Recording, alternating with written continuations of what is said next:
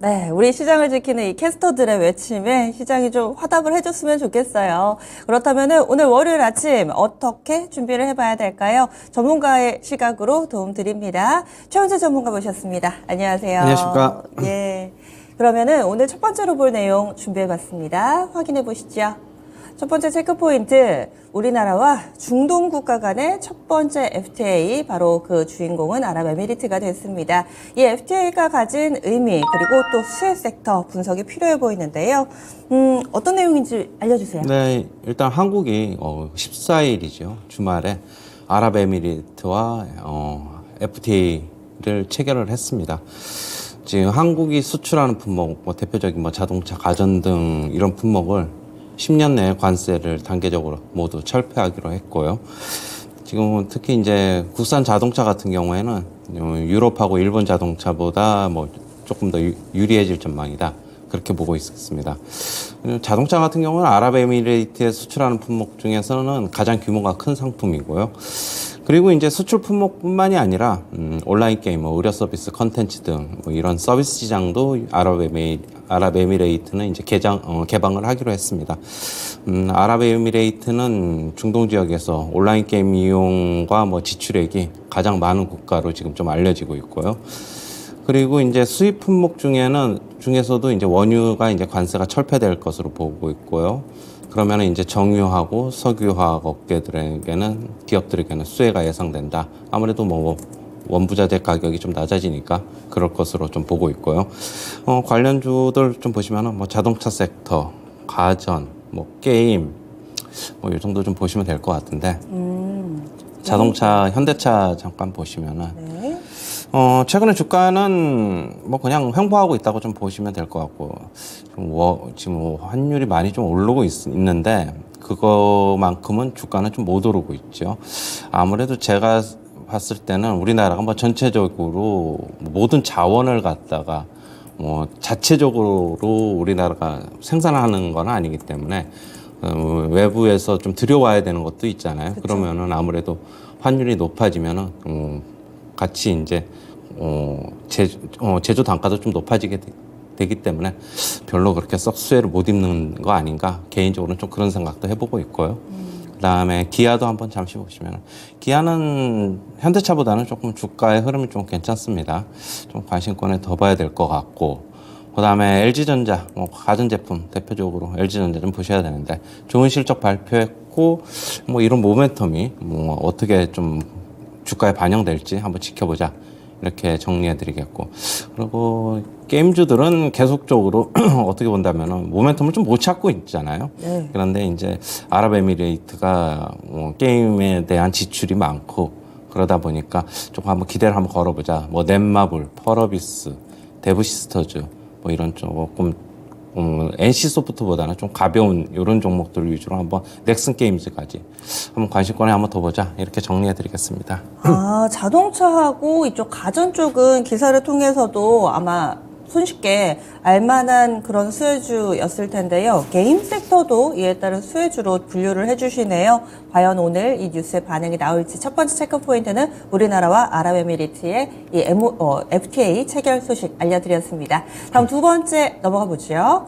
두 번째 체크 포인트는요, 석유화학 섹터입니다. 중국 수요 회복에 대한 기대감이 있는데, 수치로 어떤 데이터가 나온 건가요? 데이터는 있죠. 지금 석유화학 업계의 침체가 좀 장기간 좀 계속되고 있잖아요. 아무래도 중국 수요가 좀 부진하기 때문인데요. 그런데 이제 최대 소비국인 중국 수요가 좀 회복 기미를 좀 보이고는 있습니다. 좀 에틸렌, 폴리프로필렌, 폴리에틸렌 이쪽에서 수요가 좀 늘고 있는 것으로 좀 보고 있고요. 에틸렌 수요 같은 경우에는 지금 8월 기준인데 전년 대비 25% 증가를 하고 있고요. 그다음에 폴리프로필렌 수요 같은 경우도 12% 증가했고, 폴리에틸렌 같은 경우에도 17% 증가를 했습니다.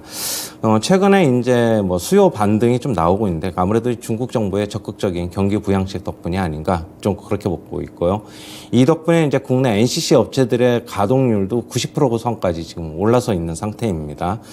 그리고 9월 달이죠. 9월 달에 에틸렌 스프레드, 지금 마진을 좀 봐야 되는데, 이제 국제 시세를 보면 톤당 $223로 좀 회복을 했어요. 8월 달 같은 경우는 124달러였는데 100달러가량 급반등을 했습니다. 아직 이제 국내 업체의 손익분기점 같은 경우에는 이 스프레드가 한 250에서 300달러인데 아직 거기는 못 미치고는 있지만은 회복세가 좀 눈에 띄고 있다. 이렇게 좀 보시면 될 것 같고요.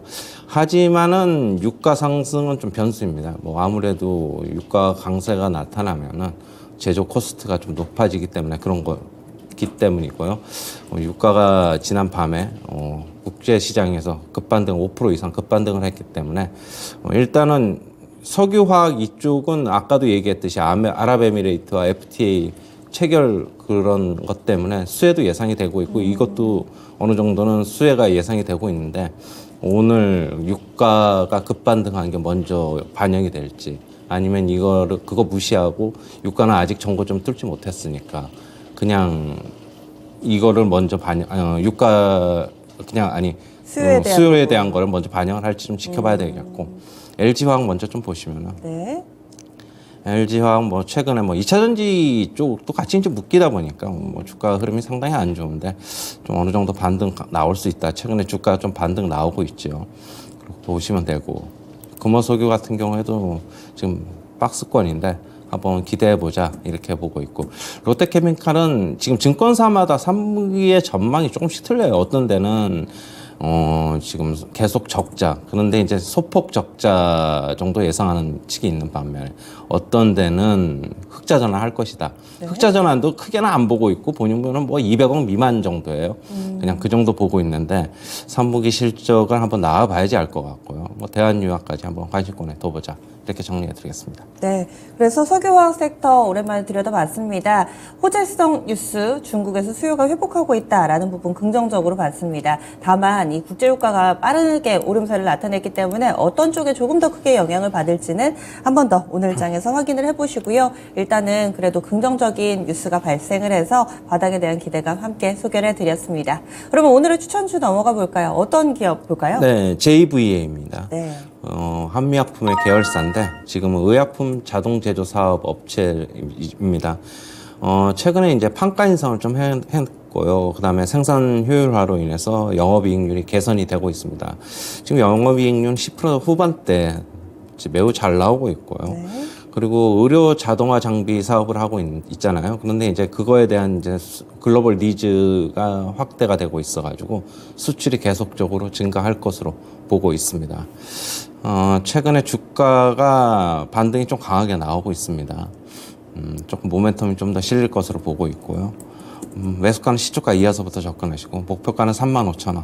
손절가는 26,500원 제시하도록 하겠습니다. 네, JVM입니다. 지난주 후반에 이거를 연속해서 강한 상승 움직임을 보여줬는데요. 오늘 장은 일단 숨고름에서 출발할 예정입니다. 2.13% 하락하면서 29,850원, 3만원 약간 하회하면서 출발할 것 같은데 이 가격에서 접근 전략 세워드립니다. 목표가는 35,000원이고요. 손절 라인은 26,500원 설정됐습니다. 오늘의 체크포인트 추천주 알아봤습니다.